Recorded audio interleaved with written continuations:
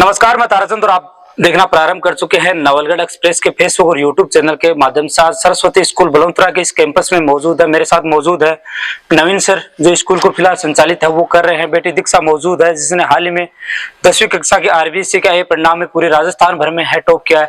Sir, पहले तो बहुत बहुत शुभकामनाएं। बहुत बहुत धन्यवाद ताराचंद जी, आप हमारे विद्यालय में आए, बच्चे के विचार जाने, हमारे विचार जाने, इसके लिए बहुत बहुत धन्यवाद।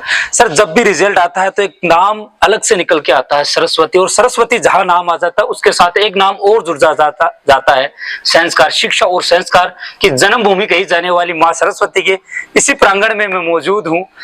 सर से बातचीत करेंगे, दीक्षा से बातचीत करेंगे और स्कूल की क्या खासियत है उनसे भी बातचीत करेंगे। सर, एक मौका था, मेरे साथ स्कूल का तीसरा विजिट होगा। अब आर्ट्स का रिजल्ट आया, साइंस का रिजल्ट आया, उसमें भी मैं रिजल्ट आया। स्कूल के उम्मीदवार टीचर से बातचीत करें, उन्होंने बताया कि सर ये तो कुछ नहीं, एक रिजल्ट और आने वाला है 10वीं का, वो कुछ और भी खास होगा, शायद वो देखने के लिए पूरे राजस्थान भर में मिला। क्या कहेंगे स्कूल के जो इस रिजल्ट के बारे में आप? ताराचंद जी, इस सारे रिजल्ट के बारे में मैं सभी को ये कहना चाहूंगा कि सबसे पहले तो ये जो संभव हो पाता है, ये इन बच्चों की मेहनत से संभव हो पाता है, फिर हमारे टीचर्स का जो समर्पण है उसकी वजह से, और फिर जो विद्यालय का माहौल है, स्कूल का माहौल है, उसकी वजह से।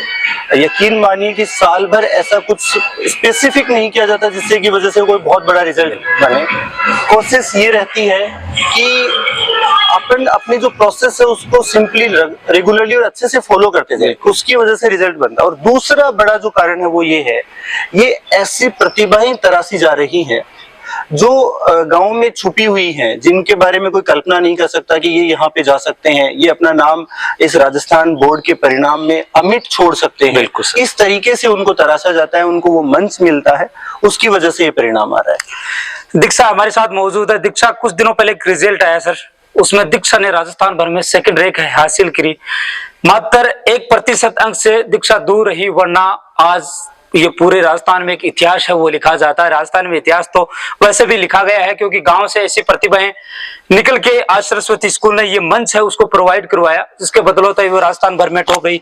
दीक्षा, कैसा लग रहा है आपको? आप स्कूल में बैठे हैं सर के साथ, एक 2 दिन से लगातार परिवार से, स्कूल से लगातार बधाइयां आ रही हैं। पहले तो आप हमारे दर्शक उनका परिचय, आपका नाम, कहाँ के रहने वाली है, वो जरूर बताइए आप। मेरा नाम दीक्षा है, मैं कैरू गांव की रहने वाली हूँ। दीक्षा, कब से पढ़ रहे हैं सरस्वती स्कूल में? 5th क्लास से। दीक्षा, खुशी की बात यह है कि आपने 99% अंक प्राप्त किए हैं।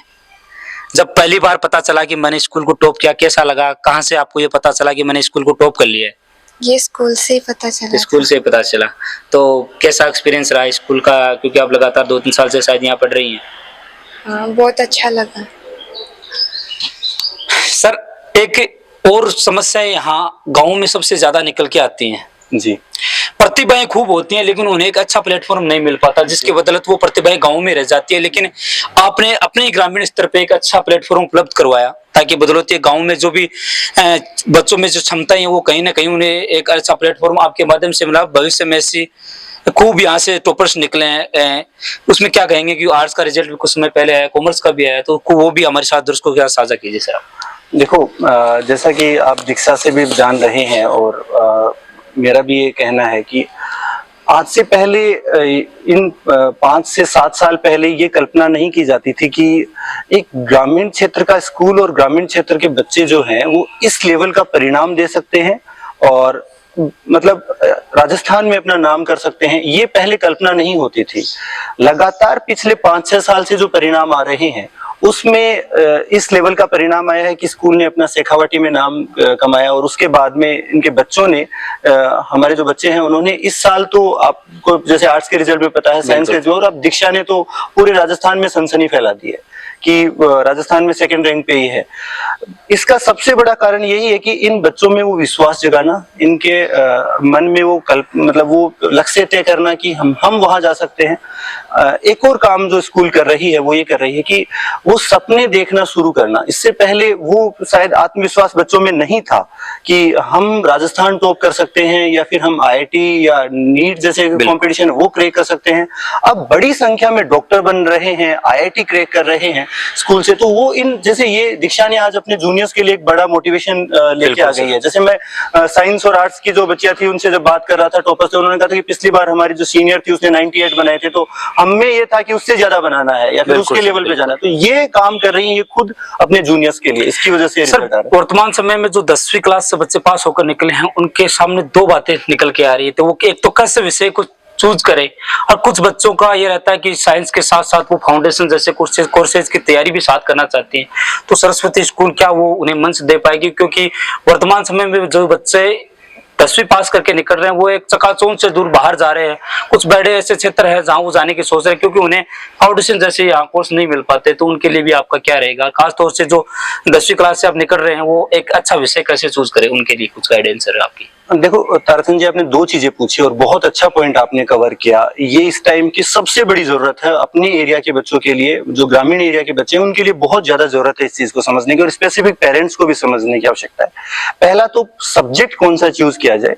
सब्जेक्ट के साथ में सबसे बड़ी समस्या अपने लिए ये है कि बच्चे देखा देखी में करते हैं। बिल्कुल सर, सबसे बड़ी समस्या की 90% हमारा अनुभव ये कि 90% बच्चे देखा देखी में सब्जेक्ट चूज करते हैं।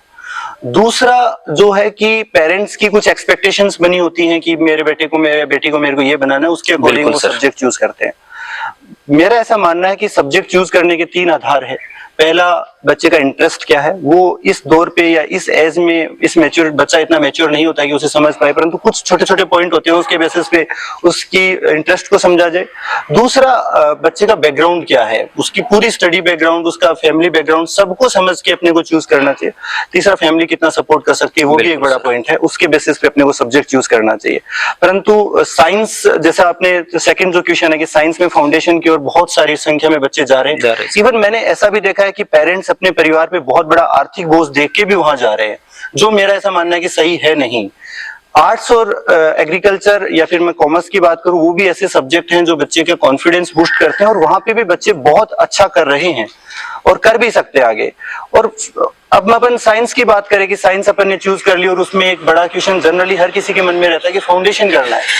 हमारा ये विश्वास है कि आने वाले समय में हम गांव के स्तर से ही, इस स्कूल के स्तर से ही ऐसा परिणाम देंगे कि वहां पे गार्जियंस में ऐसा विश्वास आए कि नीट और आईआईटी भी स्कूल के स्तर पे किया जा सकता है। और ऐसा हमने पहले किया भी है। जैसे लास्ट ईयर हमारे एक स्टूडेंट ने 12th के साथ में आईआईटी गुवाहाटी तक एडमिशन मिले कि वो रैंक पे था।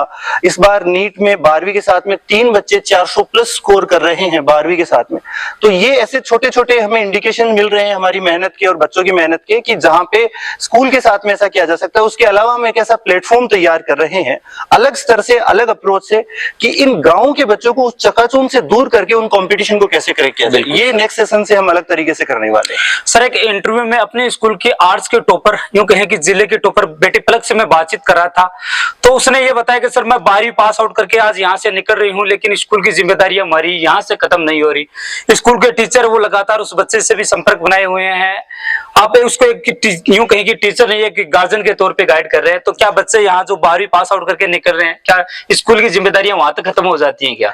तारासन जी, ये चीज आपने महसूस भी की होगी, देखी भी होगी कि ये यहाँ की यूएसपी है, कोर स्ट्रेंथ है कि बच्चे इस तरीके से स्कूल से जुड़े रहते हैं, और हम उनके साथ में ऐसा कनेक्शन बना के रखते हैं कि बच्चे जो पोस्ट ग्रेजुएशन में है वो भी आके मिलते हैं, बात करते हैं, जूनियर्स के लिए भी हमें सजेशन करते हैं, और हमारे अंदर जो हम अपने अनुभव के बेसिस पे उन्हें सजेशन कर पाए वो भी हम करने की कोशिश करते हैं।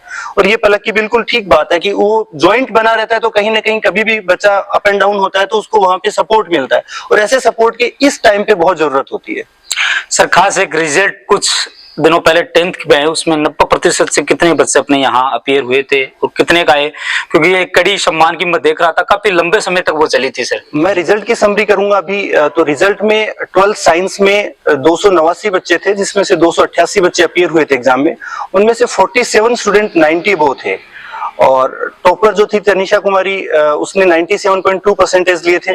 उसके बाद में आर्ट्स की बात करें तो आर्ट्स में डिस्ट्रिक्ट की 1st rank and 3rd rank, और स्टेट की मे बी 6th रैंक पलक कुमारी थी, और 26 स्टूडेंट 90 अबव थे। बहुत बड़ा, यदि इन दोनों फिगर को आप मिला के देखेंगे तो ये झुंझुनू में हाईएस्ट है।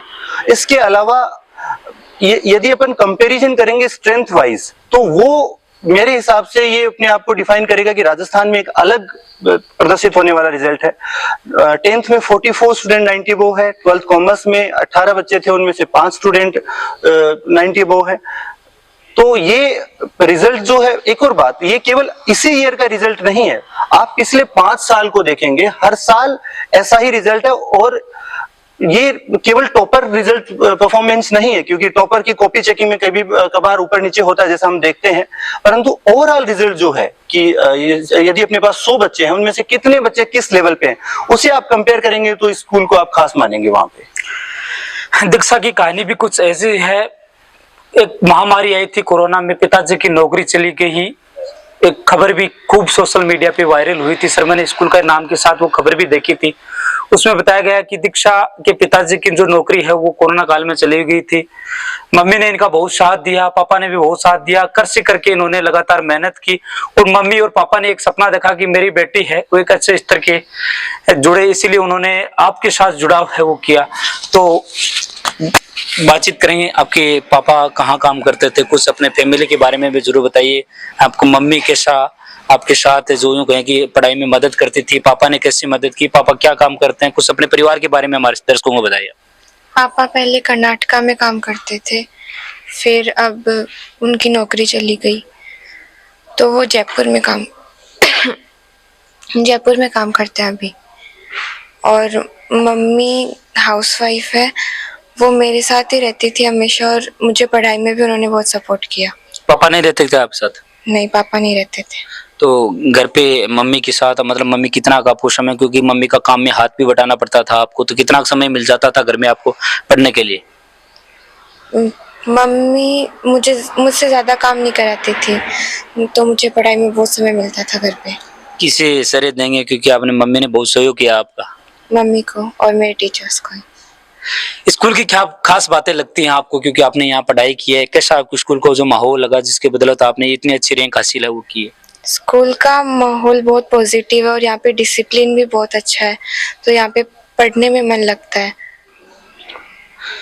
दीक्षा, इस बार जो 10th क्लास में आपकी जगह बच्चे आ रहे हैं उनको क्या कहोगे, क्योंकि आपने अच्छी रैंक हासिल की है, तो कैसी मेहनत रही थी, अगर वो कैसी मेहनत करे तो आपके साथ आज आपने जो रैंक हासिल की वो आप तक पहुंच पाएंगे? यही कि कंटिन्यूटी के साथ पढ़ाई करनी चाहिए, रोज पढ़ना चाहिए। एक दिन भी मिस करते हैं तो बहुत लॉस होता है उससे, और रेगुलर स्कूल में भी आना चाहिए, टीचर्स और पेरेंट्स की बात माननी चाहिए। सर, वर्तमान समय ऐसा है जब हर एक माता पिता अपने बच्चे के लिए एक अच्छी स्कूल की तलाश कर रहा है, तो अच्छी स्कूल की तलाश करने के साथ वो ऐसा माहौल भी देखता है कि मुझे अगर बच्चा मैं उस स्कूल में प्रवेश दिलाऊं तो उसके साथ शिक्षा के साथ साथ और भी उसकी एक्टिविटियां, जैसे संस्कार के साथ साथ कुछ और भी क्षेत्र में भी वो आगे जाए, तो स्कूल की तरफ से सर कैसा उनका जुड़ाव रहेगा कि जो माता पिता इस बार स्कूल की तलाश कर रहे हैं अच्छी? ताराचंद जी, आज का जो समय है उसके अनुसार मैं आपको बताऊं तो मेरा एक स्लोगन है, मैं सोचता हूं कई बार कि ये जागो अभिभावक जागो जैसा समय है। इतना मतलब तेजी के साथ समय बदल रहा है और अभिभावक की अपेक्षाएं बदल रही हैं कि वो सही जजमेंट नहीं कर पा रहे हैं। हर कोई बच्चा है वो दीक्षा नहीं हो सकता। बिल्कुल सर। और हर कोई बच्चा जो है जिसमें बच्चे में दूसरी प्रतिभा है वो दीक्षा में नहीं हो सकती। तो हर बच्चे का टैलेंट अलग है और सबसे बड़ी चीज है कि हमें ये जज करना है कि मेरे बच्चे को कौन अच्छे माहौल में आगे बढ़ा सकता है। बिल्कुल। उसकी जो टैलेंट है उसको कौन आगे बढ़ा सकता है और उसके अनुसार हमें निर्णय करना चाहिए। सबसे बड़ी समस्या आप जैसा जानते हैं, इसी क्षेत्र में रहते हैं, अपने ग्रामीण लोगों को देखते हैं, हमें इतनी जानकारियां होती नहीं है एकेडमिक्स के बारे में कि किस तरीके से पढ़ाना चाहिए, कौन सी चीजें देखना चाहिए। और जब बड़े शहर की ओर जाते हैं तो वहां पे ये अभाव देखे जाते हैं कि उनके ऊपर कोई पर्सनल अटेंशन देने वाला होता नहीं है, कोई उनको पूछने वाला नहीं होता है। और वहीं पे यदि ये बच्चे जैसे स्कूल में ऐसा हमारे साथ में होता है कि हम हर एक बच्चे को देख लेते हैं कि इसका बैकग्राउंड क्या है, इसको किस लेवल की इंप्रूवमेंट की जरूरत है, उसको उस लेवल से पुश किया जाता है तो उसमें इंप्रूवमेंट आता है वहां पे। तो ये चीज सबसे ज्यादा जरूरी है आज के समय में कि बच्चे की जो स्थिति है, उस मेरे बच्चे की स्थिति है उसके अनुसार पढ़ संभाल के उसको कौन आगे बढ़ाए, इस चीज को देख के अपने को करना चाहिए। सर, मैंने बहुत से विद्यार्थियों से बातचीत करी इन दिनों, वो कहीं बाहर प्रवेश लेके जाते हैं तो उनसे सबसे पहले क्वेश्चन किया जाता है आपके पास कितने परसेंटेज है। तो अगर उनसे बड़ी स्कूल जो भी होती है, किसी में एक स्कूल की बात नहीं कर रहा, अगर वो 80% से अबव होती हैं, जैसे 10th क्लास में किसी बच्चे ने सर 80% अंक प्राप्त किए, अगर वो भविष्य में कहीं बड़े स्कूल में प्रवेश लेना चाहते हैं तो पहले उससे क्वेश्चन किया जाता है कि आपके कितने परसेंटेज है। अगर उससे 80 से अबव होते हैं तो उसका एडमिशन ले लिया जाता है, बल्कि उससे 80 से कम होते हैं। प्राय देखने के लिए कुछ विद्यार्थियों को मिला कि कमजोर विद्यार्थियों को एक रिजल्ट के और रिजल्ट के लिए बड़ी स्कूल में प्रवेश नहीं मिल पाता। सर जी, ये भी एक अच्छा पॉइंट आपने टच किया है ताराचंद जी कि हमें ये भी देखना होगा स्कूल्स के रिजल्ट में कि मेरे बच्चे को वहां पे संभालने लायक माहौल है या नहीं है, कि जो मेरा बच्चे का लेवल हो सकता है 60% है और उस स्कूल में जो बाकी बच्चे हैं वो 85 से वो है, तो वो मेरा बच्चा वहां एडजस्ट कर पाएगा या नहीं कर पाएगा, उस लेवल पे उसको पुश किया जाएगा या नहीं किया जाएगा। ये चीज यहाँ पे है कि और आप 12th का कंपेरिजन रिजल्ट देखेंगे 10th के रिजल्ट से, तो वहां पे भी आपको ये चीज दिखाई देगी कि बच्चों का जो पहले का लेवल है और उसके बाद में जब उसने 12th का रिजल्ट लिया है, 12th के बाद में उसने किया तो काफी अलग लेवल पे किया है। और यही कारण है इस स्कूल की खास बात यही है कि साधारण प्रतिभाएं आती हैं और वो बहुत बड़ा रिजल्ट देके जाती हैं। ये एक बहुत बड़ी यूएसपी है। सर स्कूल में एडमिशन स्टार्ट हो चुके हैं, तो क्या वो जो गार्जियन नए स्कूल की तलाश करे तो किस प्रकार सरस्वती परिवार से जुड़ सकते हैं? मेरा अभिभावकों के लिए यही संदेश है कि आपका जो विश्वास इस विद्यालय पे आज से पहले है या फिर आपने अपने आसपास के जो भी विद्यार्थी हैं उनको पढ़ते हुए देखा है, एक तो विद्यार्थी के जीवन में कक्षा 12 तक जो सबसे जरूरी है उसका व्यवहार और उसका अनुशासन बना रहना चाहिए, उसके प्रति आपको पूरी तरीके से सतर्कता मिलेगी और हमारी तरफ से मेहनत में कोई कमी नहीं दिखाई देगी कभी भी आपको। आप खुद जब बच्चा 2 साल या 5 साल जहाँ यहाँ पे पढ़ेगा उसके बाद में 10 साल 12 साल पढ़ेगा तो वो आप खुद कहेंगे कि यहाँ पे कितनी मेहनत होती है, और खुद सारे टीचर्स के द्वारा या फिर मैनेजमेंट के द्वारा। और सबसे बड़ी चीज आज के समय की जो जरूरतें हैं, चाहे वो टेक्नोलॉजी है, चाहे वो एकेडमिक्स का वो लेवल है जो higher level peak level touch करे जैसे STSC NTSC ओलंपियाड जैसी एग्जाम है, चाहे अदर कोई भी एक्स्ट्रा एक्टिविटीज हैं, चाहे वो गेम्स है जैसे कि लास्ट ईयर हमारे 29 स्टूडेंट स्टेट सेलेक्टेड हुए थे, कोई किसी भी मामले में ये स्कूल जो बड़े संसाधन या जो बड़े मेट्रो सिटीज की स्कूल है उनसे पीछे नहीं है।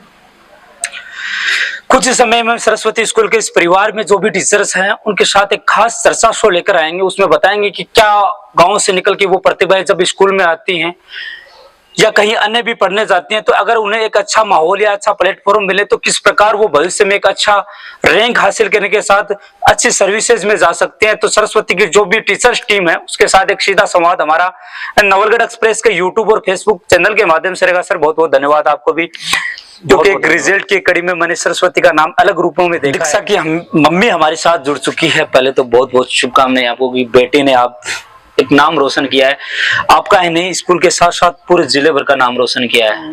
कैसा लग रहा है कि बेटे ने स्कूल को टॉप करने के साथ साथ आपको भी जो आपने जो सपने संजो कर रखे थे उसको आगे लेकर आई है बेटी दीक्षा? बहुत अच्छा लग रहा है सर, बता भी नहीं सकती कि इतना अच्छा लग रहा है कि पूछो मत। सोच रखा था ना उससे भी कुछ ज्यादा निकली है।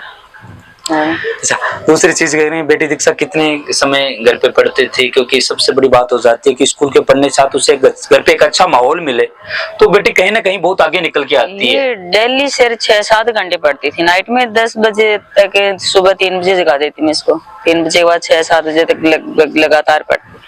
दीक्षा से जब बातचीत कर रहे तो दीक्षा ने कहा मेरी पापा की नौकरी तो कोरोना समय में चली गई थी, हाँ। लेकिन मेरी मम्मी ने मेरी बहुत है सहायता की थी, हाँ। और मुझे हर बार पढ़ने के लिए मोटिवेट किया। तो आपका साथ दीक्षा के किस प्रकार, क्योंकि घर में कहती थी कि मैं पापा से दूर रहकर यहाँ मम्मी के पास पढ़ रही थी। हाँ, तो ये तो इधर थे नहीं तो मैं ही थी घर में संभालने वाली, तो हर बात को मैं ही बताती इसको कि भाई बेटा अभी पढ़ो, अभी ये करो, अभी वो करो। कैसा वो समय था कोरोना काल में जब दीक्षा के पापा की नौकरी चली गई तो कहीं ना कहीं घर पे बहुत सी समस्याएं आ जाती हैं। बहुत सी समस्याएं थी, पर समस्याओं का सामना किया सर, क्या करें अभी बताओ। तो नहीं, कैसा वो एक्सपीरियंस उस समय के बारे में जरूर बताइए, क्योंकि दीक्षा भी उस समय स्कूल में पढ़ रही थी, पापा उसके बाहर रहकर कमा रहे थे, एक नौकरी भी चलेगी तो कहीं ना कहीं घर पे बहुत ज्यादा बोझ आ जाता है। हाँ, उस समय की परिस्थितियां कैसी थी आपकी? स्थितियां तो गंभीर थी, पर हमारे ससुर जी है ना, उनकी तो कुछ पेंशन आती है तो उससे काम चलाया। ऐसा कहीं ना कहीं आप संघर्षों से जूझ कर आगे बढ़िए। हाँ। तो क्या दीक्षा को आगे भविष्य में कौन सी सर्विसेज में जाना पसंद करेंगे? 10वीं से यहाँ पढ़ रही है और भविष्य में यही 2 साल और पढ़ेगी, हाँ। भविष्य में क्या बनाना चाह रहे हैं दीक्षा को? ये क्या तो- सपना दीक्षा ने देख लिया? ये तो सर बोल रहे कि मैथ लेंगी या ये बनना चाहती है, और इस पे डिपेंड है, ये जो बोलेगी वो करेंगे, हम इसको प्रेशर नहीं दे सकते। तो स्कूल का साथ कैसा रहा कि दीक्षा ने जब भी अब स्कूल में प्रवेश दिलाया तो स्कूल की कौन सी ऐसी अच्छी बातें थी जिसके चलते आपने देखा कि अगर मैं मेरी बेटी दीक्षा को सरस्वती स्कूल में प्रवेश दिलाऊं तो वो एक अच्छे नंबर के साथ आगे आएगी? स्कूल के बारे में तो सर काफी बार सुना कि सरस्वती स्कूल बहुत अच्छी है, बहुत अच्छे टीचर हैं, तो इसलिए मैंने सोचा कि इसमें डाल देते हैं। तो 5th क्लास में एडमिशन करवाते हैं सर, 6 साल होगी इधर ही, 6 साल से, और 2 साल भी इधर ही रहेगी। तो 6 साल का स्कूल के साथ आपका जुड़ाव कैसा रहा? क्या बहुत- टीचर के प्रति या स्कूल के प्रति बहुत कैसी कनेक्टिविटी एक परिवार के साथ आपकी? हाँ बहुत अच्छा रहा, बहुत अच्छा। सबसे ज्यादा तो कीर्तिमान सर ने बहुत मोटिवेट किया इसको। क्या टीचर से जब भी आप पेरेंट्स मीटिंग में आते तो कहीं ना कहीं अगर इसकी कुछ कमजोरियां तो वो शायद मेरे हिसाब से स्कूल परिवार आपके साथ जरूर साझा करते? हाँ सब बता देते कीर्तिमान सर मुझे सब कुछ। बिल्कुल। हाँ तो दीक्षा की मम्मी हमारे साथ ही, दीक्षा ऐसे ही कुछ और भी यहाँ स्कूल के होनहार हैं जो इसी स्कूल से टॉपर्स है वो करके निकले हैं, उनसे भी अपन बातचीत करेंगे। दीक्षा हमारे साथ मौजूद थी। दीक्षा ने झुंझुनू टॉप करने के साथ साथ राजस्थान भर में सेकंड रैंक हासिल की है। दीक्षा कैरू गांव की रहने वाली है और सरस्वती स्कूल में पढ़ाई करते हुए उसने ये सफलता अर्जित की और भविष्य में देख रही है कि वो एक IAS ऑफिसर बने और 2 साल वो लगातार यही सरस्वती स्कूल में लगकर है वो पढ़ाई करने वाली है।